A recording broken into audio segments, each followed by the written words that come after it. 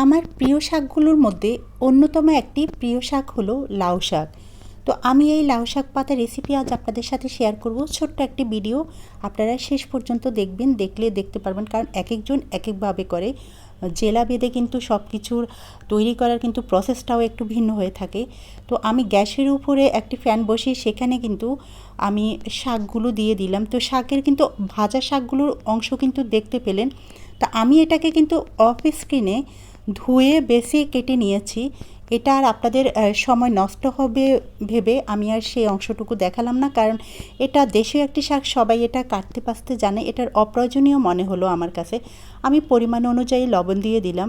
আর নরম যে ডাটার অংশগুলো এটা আলাদা করে দিতে হলো না কেন, কারণ এতটাই নরম পাতা এবং ডাটা কিন্তু একই সময়ে হয়ে যাবে। তো আমি দেখতে পেলেন, আমি কিন্তু 5 মিনিট পরে ফিরে আসার পরে এই যে পানিগুলো প্রায় শুকিয়ে গেছে, তবে এখনও কিন্তু আরেকটু পানি যেহেতু আছে, এখন আর কিন্তু এটাকে ঢেকে দিতে হবে না। নেড়ে নেড়ে কিন্তু আমি পানিগুলো শুকিয়ে নিলাম। আর এই ভিতরে একটু দেখিয়ে দিলাম, আমি এখানে বড় একটি পেঁয়াজ নিয়েছি আর 8 কোয়া রসুনের সেটাকে আমি কিউব করে কেটে নিয়েছি। আর শুকনো মরিচ নিয়েছি এখানে 6টি।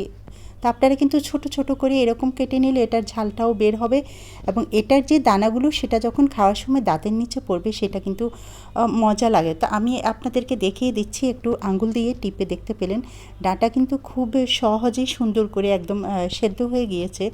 তা আমি সেগুলো বেড়ে নিলাম। নেওয়ার পরে সে একই ফ্যানে রেগুলার তেল দিয়ে দিলাম 3 হতে 4 টেবিল চামচের মতো, যে যে পরিমাণে খান আপনারা দিবেন। শুকনো মরিচগুলো আগে দিয়ে সামান্য একটু নেড়ে নিলাম, যেন একইভাবে পরেরগুলো হয়ে যায়, ব্যালেন্স করার জন্য।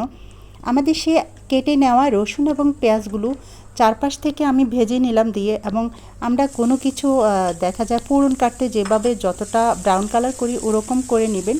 তারপরে আমাদের সেদ্ধ করে রাখা শাকগুলো দিয়ে চারপাশ থেকে ভালো করে উল্টে পাল্টে নিলেই খুব সহজেই তৈরি হয়ে গেল লাউ শাক পাতা রেসিপি।